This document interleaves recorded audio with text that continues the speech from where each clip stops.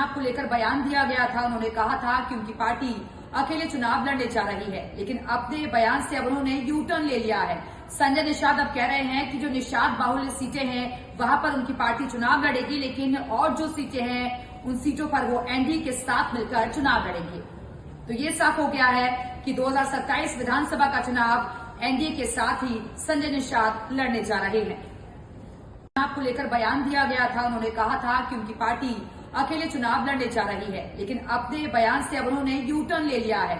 संजय निषाद अब कह रहे हैं कि जो निषाद बाहुल्य सीटें हैं वहां पर उनकी पार्टी चुनाव लड़ेगी, लेकिन और जो सीटें हैं उन सीटों पर वो एनडीए के साथ मिलकर चुनाव लड़ेंगे।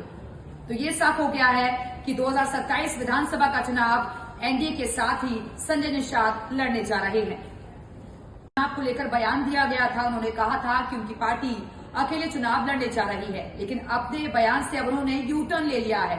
संजय निषाद अब कह रहे हैं कि जो निषाद बाहुल्य सीटें हैं वहां पर उनकी पार्टी चुनाव लड़ेगी, लेकिन और जो सीटें हैं उन सीटों पर वो एनडीए के साथ मिलकर चुनाव लड़ेंगे।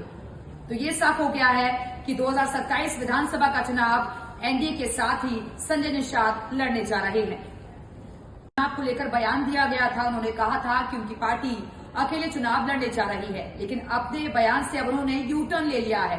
संजय निषाद अब कह रहे हैं कि जो निषाद बाहुल्य सीटें हैं वहां पर उनकी पार्टी चुनाव लड़ेगी, लेकिन और जो सीटें हैं उन सीटों पर वो एनडीए के साथ मिलकर चुनाव लड़ेंगे। तो ये साफ हो गया है